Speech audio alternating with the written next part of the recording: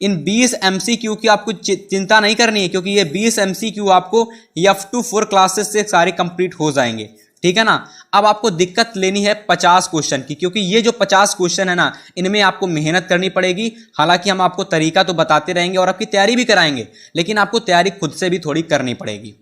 तो काफ़ी सारे स्टूडेंट्स हमसे बार बार कमेंट कर रहे थे कि सर आपने मैथ का, इंग्लिश का, इन सभी का, मैथ का भाई, इंग्लिश का, इन सभी का आपने जो पेपर है 2023 का वो आपने समझा दिया है, लेकिन अभी तक आपने अंग्रेजी का पेपर नहीं समझाया है। आपने मैथ का समझा दिया, आपने साइंस का पेपर समझा दिया है, ठीक है ना, लेकिन अंग्रेजी का पेपर आपने नहीं समझाया है। तो फ्रेंड्स, आज की इस वीडियो में मैं आप लोगों को क्लास 10 2023 में पूछा गया अंग्रेजी का पेपर बताने वाला हूं।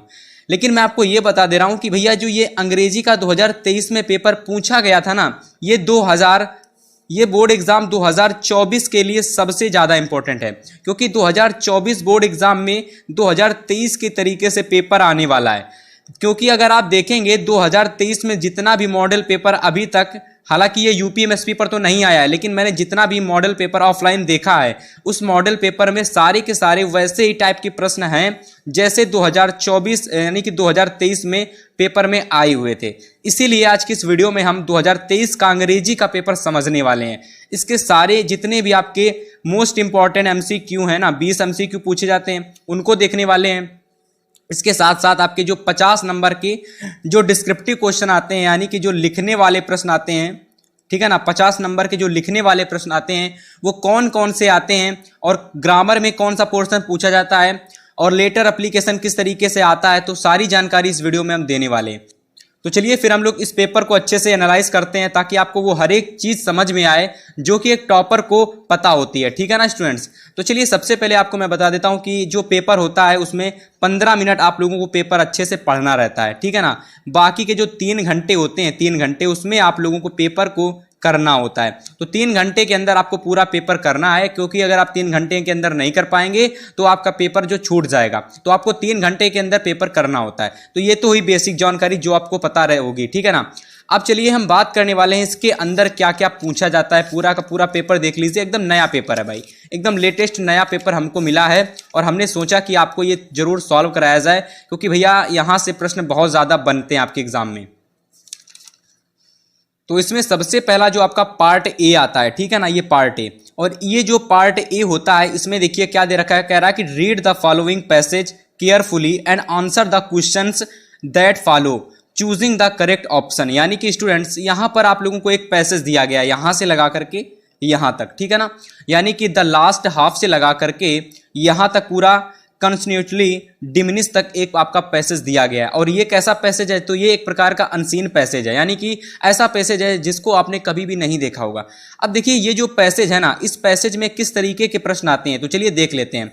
लेकिन मैं आपको बता दूं कि आपके 2024 बोर्ड एग्जाम में जो आपका पेपर आएगा ना इंग्लिश का, उसमें ये पैसेज नहीं होगा, दूसरा कोई पैसेज होगा जो आपने अभी तक कभी नहीं देखा होगा। फिर आप उसको किस तरीके से कर पाओगे, तो इसके लिए आपको कुछ नहीं करना है। सबसे पहले आपको इसी तरीके के जितने भी प्रीवियस ईयर में पेपर पूछे गए हैं उनमें जो भी अनसीन पैसेज है तो उसको आप सॉल्व करो, उससे बहुत ज़्यादा आपको आइडिया मिल जाएगा। यहाँ पर मैं आपको देखिए सॉल्व कराने वाला हूँ, फिर भी आपको बहुत अच्छा यहाँ से नॉलेज मिलने वाला है। देखिए सबसे पहला इसमें प्रश्न पूछा गया है कि the author felt sad about the latter part of his life because, यानी कि द ऑथर फेल्ट यानी ऑथर महसूस करता है अबाउट द लेटर, यानी about the latter part of his life, अपने पत्र के, अपने शरीर के जो मतलब लेटर का मतलब होता है पत्र, पार्ट का मतलब होता है भाग, तो ऑफ हिज लाइफ का मतलब होता है कि जिंदगी, यानी कि वह अपनी जिंदगी के पार्ट के बारे में सोचता है। तब देखिए अब इसका आंसर, जो इस क्वेश्चन का आंसर आपको कहाँ से मिलेगा, तो इसका आंसर आपको इस पैसेज से मिलेगा। और पैसेज को आपको अच्छे से कब पढ़ना है,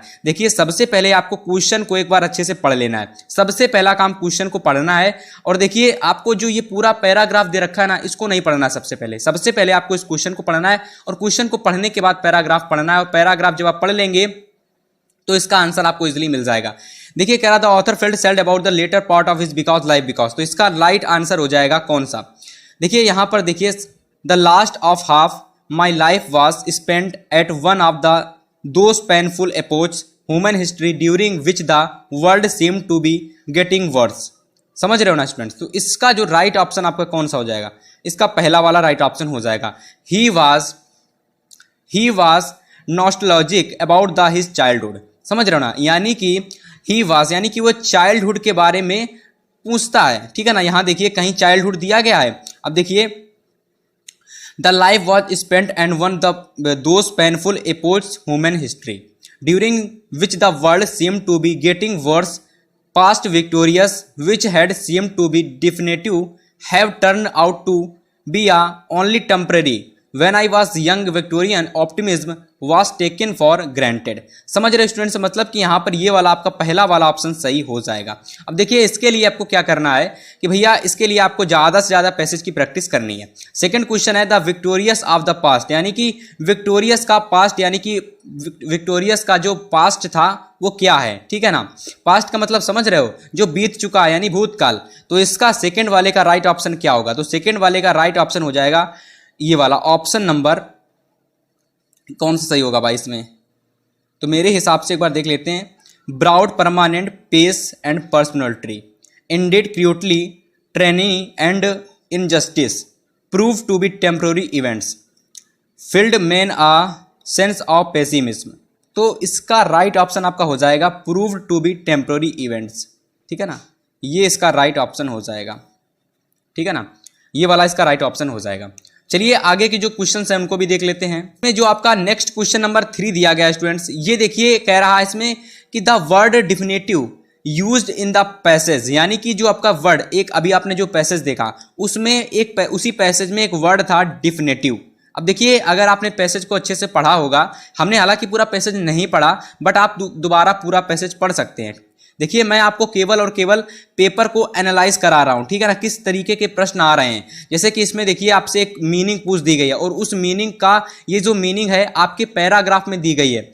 अब जो पैराग्राफ में मीनिंग दी गई है उसका आपसे यहाँ पर एंटोनिम्स पूछा गया है, समझ रहे हो ना, यानी उसका पर्यायवाची यानी डिफिनेटिव की जो हिंदी होगी उनमें से इन चार में से उसकी हिंदी मैच करेगी। तो इसकी जो हिंदी है वो फाइनल शब्द से मैच करेगी। समझ रहे हो स्टूडेंट्स, इसकी जो हिंदी है वो फाइनल शब्द से मैच करने वाली है, ठीक है ना। चलिए इसी तरीके से देखिए चौथा नंबर क्वेश्चन कह रहा है। अब देखिए यहां से जो क्वेश्चन नंबर 4 से 8 तक जो प्रश्न हैं, choose the correct option to answer the following. अब देखिए ये जो प्रश्न स्टूडेंट्स जो दिए गए हैं ना, यहां से अगर आप ध्यान से समझेंगे ये सारे क्वेश्चन, तो ये जो क्वेश्चन है ये आपके ग्रामर से लिए गए हैं। किससे लिए गए हैं, ये आपके ग्रामर से क्वेश्चन पूछे गए हैं। देखिए ग्रामर से किस किस तरीके के प्रश्न आए हैं। तो पहला प्रश्न है कि I am proud my son, column दे दिया गया प्राउड माई सन, ये किसका क्वेश्चन है, तो भैया ये आप लोगों को बताना है किसका क्वेश्चन है। तो देखिए ये जो क्वेश्चन है इसमें आपको जो राइट ऑप्शन है इसमें से कोई देख करके भरना है। इसका राइट ऑप्शन आपका हो जाएगा ऑफ। अब ये किससे लिया गया, तो ये पंचुएशन से लिया गया है। I am proud of my son, इसमें ऑफ हो जाएगा, ठीक है ना। इसी तरीके से सेकंड प्रश्न पूछा गया है कि rearrange the following words cluster to make a meaningful sentence and choose the correct arrangement. इसमें से देखिए crow clever is a very the bird the और बर्ड, इन 1 2 3 4 5 6 इन 6 में से कोई एक वर्ड सही है। अब देखिए इसमें से 4 ऑप्शन दिए रखे हैं। The very clever bird is a crow, the crow is a very clever bird, the bird crow very clever is A bird very clever is the cow. तो देखिए आपको पढ़ते समय ही पता चल गया होगा कि इनमें से इसका राइट ऑप्शन कौन सा है ना। आपको पढ़ते समय ही पता चल गया होगा। तो पहला वाला जो ऑप्शन है the very clever bird is a crow, the crow is a very clever bird, कौन सा राइट ऑप्शन लग रहा है, आप कमेंट करके हमें बताइए कि इसका राइट ऑप्शन कौन सा होगा। तो ऑप्शन नंबर ये सेकेंड वाला सही है, ठीक है ना, the crow is a very clever bird, ये वाला राइट ऑप्शन है इसका।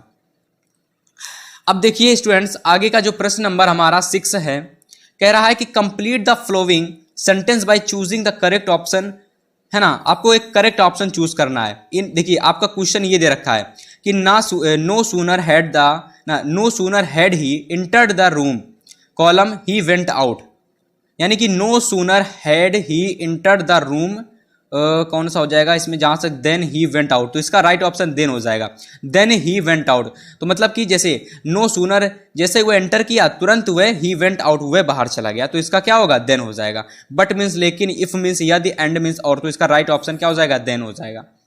तो देखिए आप देख सकते हैं किस किस टाइप के प्रश्न पूछे जा रहे हैं। अगला प्रश्न है आपका 7 नंबर कि which of the following words is miss spelling. Miss spelled, spelled का मतलब समझ रहे हो, मिस स्पेल्ड का मतलब है यानी कि इन 4 ऑप्शन में से कोई एक ऐसी मीनिंग है जो कि कैसी है, गलत है, यानी उस मीनिंग जो है ना वो गलत दे रखी है। देखिए सबसे पहले आपको इस टाइप के प्रश्नों में आप लोगों को ना जो इनके टॉपिक हैं आपको ध्यान देना है। जैसे कि इन टॉपिक को तैयार करने के लिए है ना, ये छोटे छोटे क्वेश्चन जो ग्रामर के, इनके लिए आपको इनके जो टॉपिक है, जैसे कि आपका पंचुएशन हो गया, ठीक है ना, आर्टिकल्स हो गया, ये सारे क्वेश्चंस जो आते हैं वो टॉपिक से रिलेटेड आते हैं। तो भैया आपको इनके टॉपिक अच्छे से पढ़ने हैं, तब जाकर के क्वेश्चन आप अच्छे से कर पाएंगे। ये वाले क्वेश्चन का राइट ऑप्शन आपका हो जाएगा अचीव। क्योंकि अचीव क्यों होगा, क्योंकि अचीव की जो मीनिंग है ना वो गलत है। अचीव की मीनिंग होती है ACHIEVE,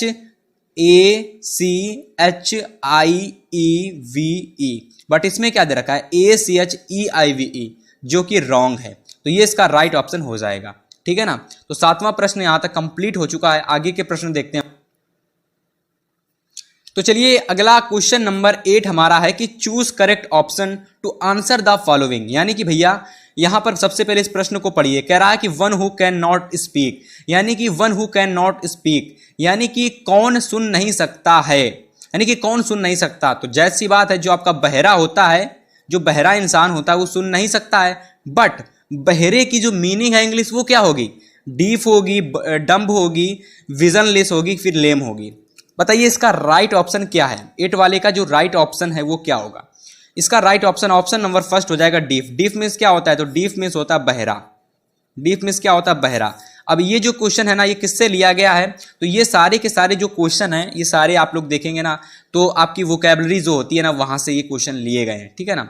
तो इन सारे प्रश्नों को आपको तैयार करने के लिए ग्रामर आपको अच्छे से पढ़नी होगी, ठीक है ना। हम आपको अच्छे से ग्रामर पढ़ाने वाले हैं, तो आप तुरंत चैनल के साथ जुड़ करके अपनी तैयारी को स्टार्ट कर सकते हो। मैं आपको पूरी ग्रामर पढ़ाऊंगा और पूरी लिटरेचर पढ़ाऊंगा, है ना। तो आप तुरंत चैनल के साथ जुड़ जाइए। जब भी आप इस वीडियो को देख रहे हैं तुरंत चैनल के साथ जुड़ जाइए और अच्छे से तैयारी शुरू कर दीजिए। अब देखिए आगे के जो प्रश्न हैं आपके 9 से 10 तक, ये जो प्रश्न आपके पूछे गए हैं ये आपके प्रोज से पूछे गए हैं। किससे, प्रोज से। अब ये यहाँ पर देखिए ये जो क्वेश्चन यहाँ से ये पूरा का पूरा जो दे रखा है ये पूरा, इसको आपको पढ़ना है और पढ़ने के बाद में यहाँ पर आपको इसके क्वेश्चन के आंसर भी देने हैं। पूरा पढ़ लीजिए, आप चाहिए तो पूरा पढ़ लीजिए। देखिए मैं आपको पढ़ के बता रहा हूँ थोड़ा सा कि over many days and monthly valley या फिर वली पढ़ सकते हो। Listened carefully to conversations between her neighbours and people who regularly use the bus and she also asked a few secrets questions here and there. This way she picked up various small details about the bus journey. The town was 6 miles from her village. The fare was 30 paise one way, which is almost nothing at all. She heard one well-dressed man say about to Wali, who scarcely saw that much money from 1 month to the next. It seemed a fortune. समझ रहे हो students, ये पूरा का पूरा जो आपका paragraph दिया गया है ये प्रोज से लिया गया है। और प्रोज से जो लिया गया है इसका मतलब आपका ये पढ़ा हुआ है, ये अनसीन नहीं है, ये पढ़ा हुआ है। अब पढ़ा हुआ है तो आप जल्दी से इसका आंसर देंगे, बिना पढ़े भी दे सकते हैं। द टाउन वाज कितने मील्स दूर था, तो जो आपका टाउन था वो कितने मील्स दूर था आपको पता होना चाहिए। जो टाउन था वो 6 मील्स दूर था। अगर आपने अच्छे से प्रोज पढ़ी है तो इसका आंसर हो जाएगा 6 मील्स। क्वेश्चन नंबर 9 का आंसर सभी को उम्मीद करते पहले से ही पता होगा। अब देखिए इसी में आपका अगला 10वां प्रश्न कह रहा है कि the fair of the bus was 1 वे। क्या ऑप्शन इसका राइट होगा। The fair was the bus was way, यानी कि जो बस था उसका किराया कितना था, 30 पैसे, 20 पैसे, 50 पैसे, 40 पैसे, कितना किराया था। तो भैया 30 पैसे किराया था, ठीक है ना। बहुत ईजी प्रश्न है ये, है ना, समझ गए। 2 प्रश्न आए किससे, प्रोज से। 3 क्वेश्चन आए हैं किससे, आपके उससे अनसीन पैसेज से। और भैया 5 क्वेश्चन आए और 3 क्वेश्चन आए आपके ग्रामर से, ठीक है ना। ये सारी चीजें आपको ध्यान में रखनी है। शायद 5 क्वेश्चन आपके ग्रामर से पूछे गए हैं, 3 क्वेश्चन है, 5 प्रश्न ग्रामर के आए हैं। आगे के 11 से लगाकर 11 से लगाकर 13 तक जितने भी क्वेश्चन आपके हैं कौन से हैं, देखिए choose the correct option to answer the following question. अब ये जो प्रश्न है ना, ये क्वेश्चन ये आपके लिए गए हैं, किससे लिए गए हैं, तो भैया ये आपके लिए गए प्रोज से। अब देखिए प्रोज से इतने सारे क्वेश्चन क्यों आ रहे हैं, देखिए अभी आपने जो प्रश्न देखे वो प्रश्न में पैराग्राफ दिया गया था और इस वाले प्रश्नों में पैराग्राफ नहीं दिया गया है। सीधा प्रश्न आपसे कह रहा है कि democracy elections where held in south Africa in column and Mandela became the first black president of a new nation.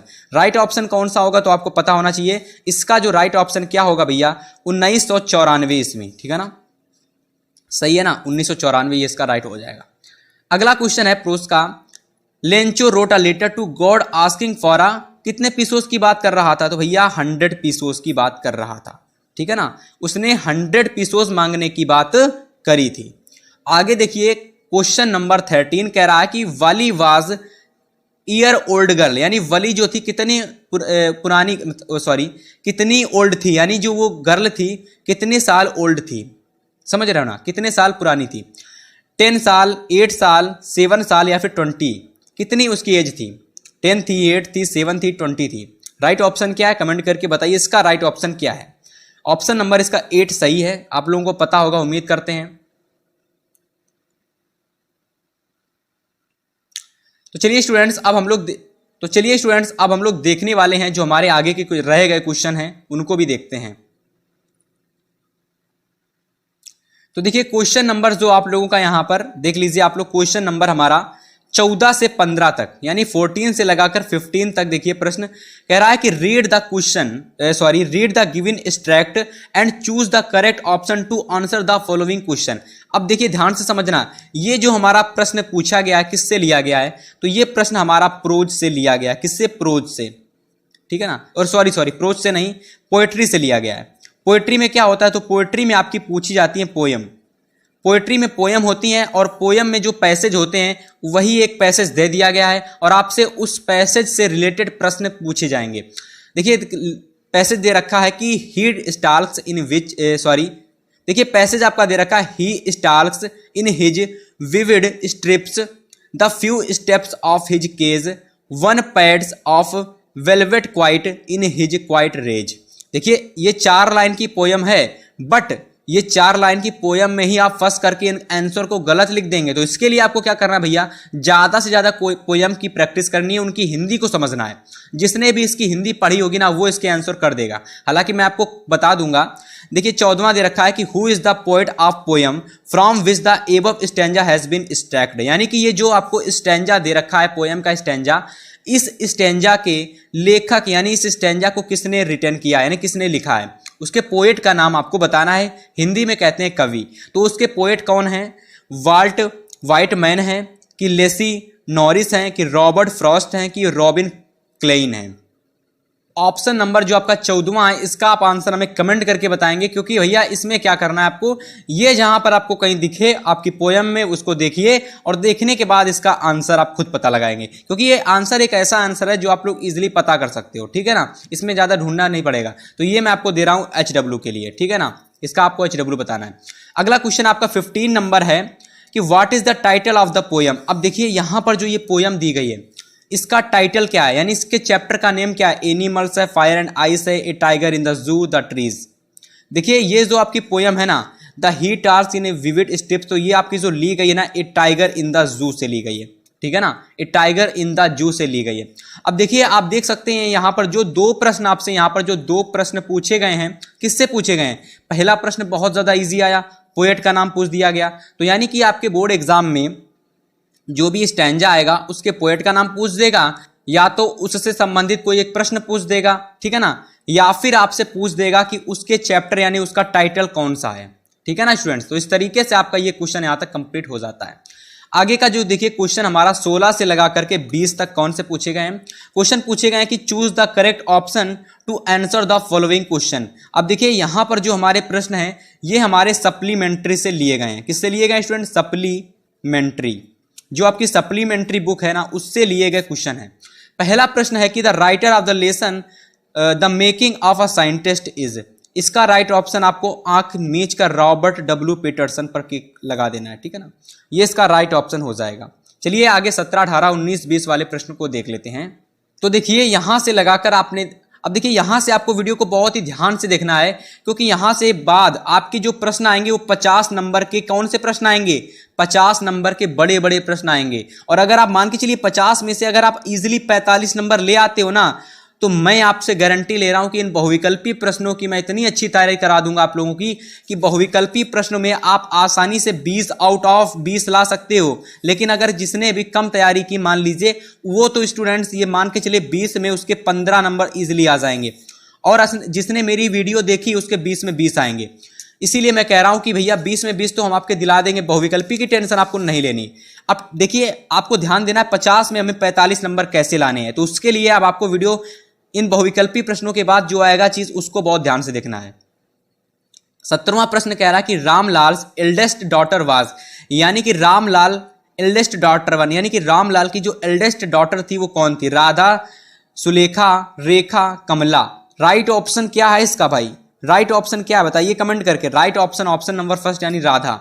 18वां question दे रखा है कि भोली वाज द डॉटर ऑफ, यानी भोली जो थी उस किसकी डॉटर थी, कलेक्टर रामलाल की, या फिर तहसीलदार रामलाल, या फिर नंबरदार रामलाल। तो ये इसका राइट ऑप्शन है, नंबरदार रामलाल। अगला क्वेश्चन नंबर 19 कह रहा है कि ट्रिकीज एक्चुअल प्रॉब्लम वाज, यानी ट्रिकी जो होती है किसकी एक्चुअल प्रॉब्लम होती है, तो वो जो होती है मलेरिया की मल न्यूट्रिशन की होती है, फीवर की होती है, कि vomiting because of excess of food. तो जब आप लोग ज़्यादा भोजन खा लेते हो तो आपको ट्रिकी की जो बीमारी हो जाती है, ठीक है ना, तो इसका right option option number D हो जाएगा, ठीक है ना। ये सारे प्रश्न आपके सप्लीमेंट्री से पूछे गए हैं, 16 से लगाकर 20 तक जितने प्रश्न हैं सब सप्लीमेंट्री के हैं।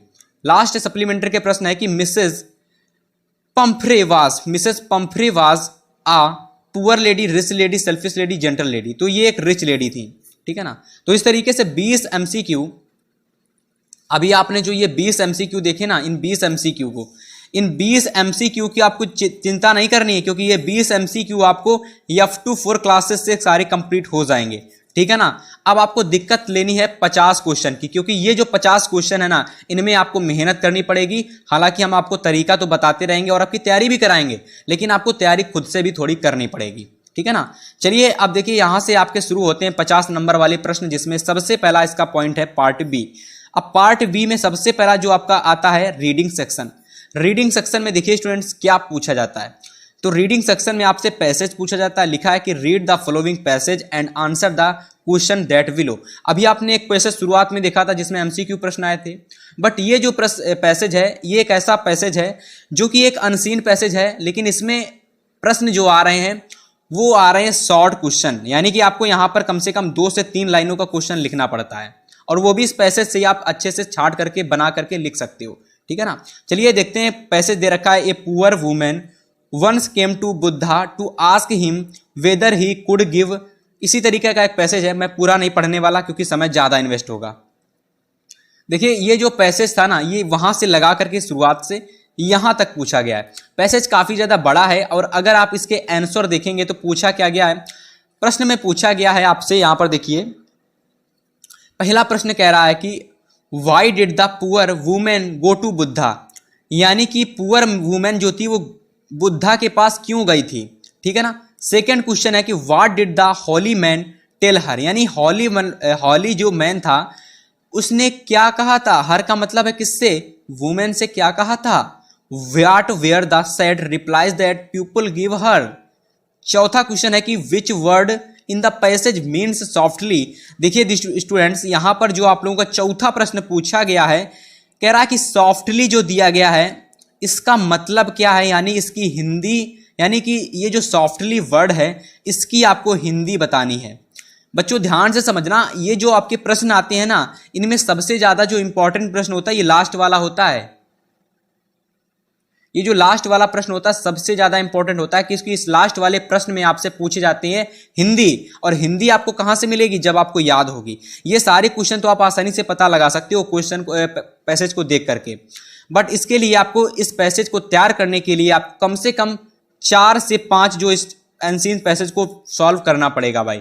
इतना तो आप जरूर करिए, वीक में 4 से 5 अनसीन पैसेज को जरूर सॉल्व करिए, ठीक है ना। आपकी अच्छे से एकदम हो जाएगी तैयारी। अनसीन पैसेज में फुल नंबर आएगा, गारंटी कह रहा हूं। जल्दी से आप लोग चैनल को सब्सक्राइब कर लो। अब आपकी बहुत ही धमाकेदार वीडियोस इस चैनल पर आपको देखने को मिलने वाली हैं, इंग्लिश और सभी सब्जेक्ट से रिलेटेड, ठीक है ना। आगे देखिए क्वेश्चन नंबर हमारा जो राइटिंग सेक्शन है इसमें क्या आता है भैया, तो मैंने आपको बताया इसमें लेटर पूछा जाता है और एप्लीकेशन पूछी जाती है। ज़्यादा चर्चा इसके बारे में नहीं करेंगे क्योंकि लेटर और एप्लीकेशन की वीडियो, लेटर की वीडियो हालांकि हम आपकी डाल चुके हैं, ठीक है ना। जिन्होंने नहीं देखी हमारे चैनल पर विजिट करके आप देख सकते हो। लेटर लिखने की ट्रिक बताई है मैंने, एक लेटर तैयार करने के बाद सारे लेटर आप तैयार कर लोगे और उसी तरीके से सेम लेटर की तरीके से हम एप्लीकेशन की भी वीडियो लाएंगे कि आपको एक एप्लीकेशन तैयार करने के बाद आप बहुत सारी एप्लीकेशन कैसे तैयार कर सकते हो, वो भी अलग अलग टॉपिक पर। एक तैयार कर लिए एप्लीकेशन और चाहे जौन से टॉपिक पर एप्लीकेशन आ जाए सारी एप्लीकेशन कर लोगे। लेकिन इसके लिए ना आप लोगों को वीडियोस को देखना पड़ेगा, जो भी हम वीडियोस बनाते हैं। तो एप्लीकेशन और लेटर की आपको दिक्कत नहीं लेनी, 4 नंबर यहां से आपके फिक्स हो जाएंगे। और ये देखिए जो आपका यहां से अनसीन पैसेज आता है, कितने का आता है, 2 2 2 यानी 7 नंबर का अनसीन पैसेज, इसमें भी दिक्कत नहीं लेनी, ये भी आपका इजीली हो जाएगा। चलिए आप बात करते हैं भैया क्वेश्चन नंबर तीसरा, जो कि हमारा 50 नंबर का प्रश्न तीसरा है कि राइट आर रिपोर्ट। अब रिपोर्ट समझ में आ गया कि भैया यहां पर आपको एक कुल मिलाकर लेटर का कुछ, देखिए लेटर अलग होता है और एक रिपोर्ट राइटिंग जो होती है वो अलग होती है। रिपोर्ट को आपको 60 से 80 वर्ड में लिखना पड़ता है, यानी कि जो आपके बोर्ड एग्जाम में, यानी कि जो आपके बोर्ड एग्जाम में बोर्ड की कॉपी मिलेगी, उस बोर्ड की कॉपी में आपको 60 से 80 वर्ड, यानी कि स्टूडेंट्स आपको ना कम से कम एक पूरे पन्ने में आपको जो रिपोर्ट है वो लिखनी पड़ती है। अब कैसे लिखनी है रिपोर्ट, इसके लिए मैं जल्द ही आप इस चैनल पर वीडियो लाऊंगा, इसलिए चैनल को जल्दी से सब्सक्राइब कर लीजिए, ठीक है ना। इसलिए बार बार बोल रहा हूं क्योंकि आप ही का फायदा है, फ्री में तैयारी कराते हैं और आपको हर वो चीज़ मिलती है जो आपको ऑफलाइन में नहीं मिल पाती है, ठीक है ना। इसीलिए कह रहे हैं चिल्ला चिल्ला करके भाई चैनल के साथ जुड़ जाइए।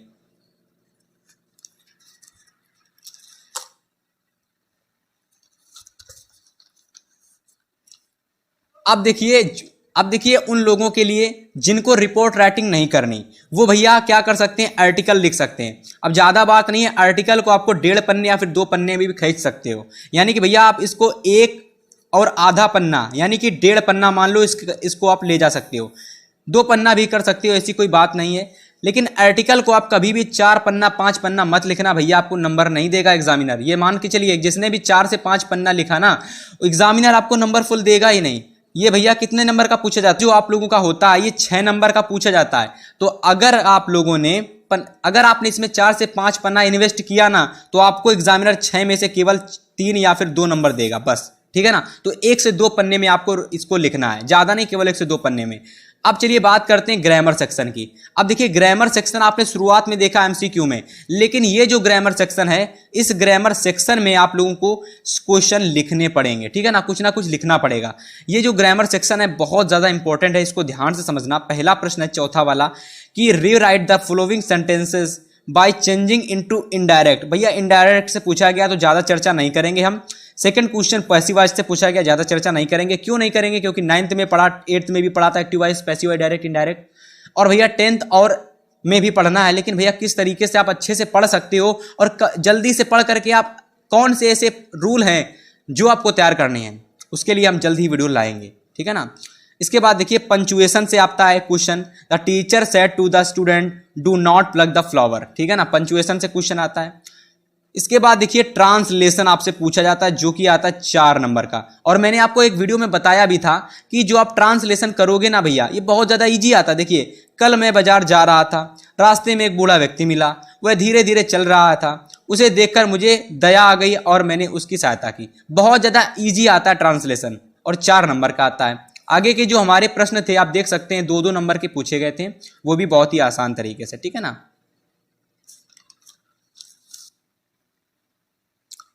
अब देखिए स्टूडेंट्स यहां पर जो हमारा लिटरेचर आ जाता है। अब देखिए लिटरेचर यानी कि भैया प्रोज शुरू हो जाता है, प्रोज के भी क्वेश्चन आते हैं शॉर्ट लॉन्ग वाले, ठीक है ना। देखिए यहां से सबसे पहला जो प्रश्न आता है 5वां कि answer the following question in about 30 से 40 वर्ड। अब देखिए जो ये 30 से 40 वर्ड में क्वेश्चन का आंसर लिखना है, ये आपका प्रोज से पूछा गया है। प्रोज से कौन सा क्वेश्चन आया है, व्हाट मेड लेंचो एंग्री। इस तरीके से देखिए एक प्रश्न ये आया, एक प्रश्न ये आया, दोनों में से आपको जो आता है उसको करना है। देखिए स्टूडेंट सबसे पहले ध्यान से समझना, आपके एग्जाम में जो प्रोज से क्वेश्चन आएंगे वो लेंचो चैप्टर से तो 100% आएंगे, ठीक है ना, तो उसको आपको जरूर तैयार करना है। इसके बाद देखिए इसी तरीके से आपसे 2 प्रश्न और आएंगे, जिनमें से आपको एक प्रश्न करना पड़ेगा। ये देखिए लेंचो से आया एक और प्रश्न, तो लेंचो चैप्टर आपके लिए बहुत ज्यादा इंपॉर्टेंट है, ठीक है ना, लेंचो वाला चैप्टर, लेंचो चैप्टर नहीं लेंचो वाला चैप्टर। इसके बाद देखिए आगे के प्रश्न कह रहा है कि answer any one of following in short word, यानी ये लॉन्ग क्वेश्चन है, यानी जिसको हमको शॉर्ट वर्ड में करना है और ये भी प्रोज का है, ठीक है ना।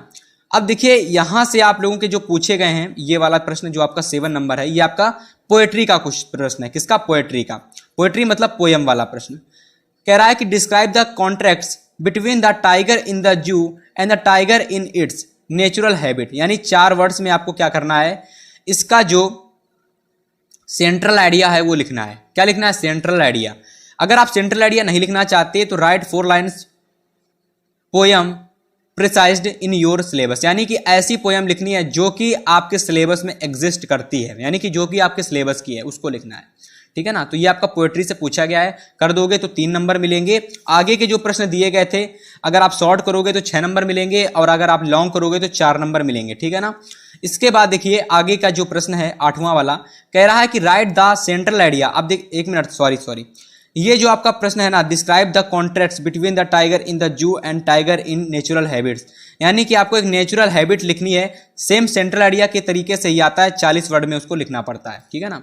अब देखिए आपसे सेंट्रल आइडिया अलग से पूछा जाता है, कह देता है कि सेंट्रल आइडिया लिखिए डस्ट ऑफ स्नो पर, या फिर टाइगर इन जू, या फिर एनिमल्स। इन 3 में से किसी एक पर सेंट्रल आइडिया आपको लिखना पड़ेगा। अब चलिए आगे का जो हमारा 9वां प्रश्न है और 10वां प्रश्न है, जिसमें 9वां प्रश्न आप सब कह रहा है कि answer any one of the following in about 30 से 40 वर्ड। अब देखिए ये जो प्रश्न आपके 2 पूछे गए हैं, ये आपके पूछे गए हैं सप्लीमेंट्री से, ठीक है ना। पोएट्री आपका हो गया, प्रोज भी हो गया। अब यहां से सप्लीमेंट्री से 2 प्रश्न पूछे गए हैं। कह रहा है कि एक ही प्रश्न करना है। अब देखिए काफी सारे स्टूडेंट क्वेश्चन को नहीं पढ़ते हैं, उनको लगता है अरे भैया हमको ये भी आ रहा और ये भी आ रहा, और दोनों क्वेश्चन को करने लगते हैं। अच्छी बात है, आपको दोनों आते, ठीक है, लेकिन आप जब दोनों करेंगे ना तो वहां पर आपका समय इन्वेस्ट होगा और उसके चक्कर में ना भैया आप ये क्वेश्चन भूल जाओगे करना, क्योंकि ये 60 वर्ड का क्वेश्चन आता है और 4 नंबर मिलता है इसको करने के लिए, और इसमें भी आपको एक ही क्वेश्चन करना पड़ता है, ठीक है ना। तो देखिए फिजिक्स, तो देखिए आपको ग्रामर और लिटरेचर की तैयारी कैसे करनी है ना, वो सारी जानकारी हमने आपको बताई, और पेपर 2023 में कैसा पूछा गया था वो सारी जानकारी हमने बताई। तो देखिए अब आपके मैं यही कहूंगा, अगर आपको वाकई में 2023 में, अगर आपको वाकई में 2024 बोर्ड एग्जाम में 90% 5, तो देखिए अब मैं आपसे यही बात कहूंगा, अगर आपको 2024 में अच्छे से तैयारी करनी है ना तो आप हमारे चैनल से जुड़ सकते हो और अच्छे से तैयारी कर सकते हो। हम आपसे मिलेंगे नेक्स्ट वीडियो में इसी तरीके की। तब तक के लिए गुड बाय, गुड लक।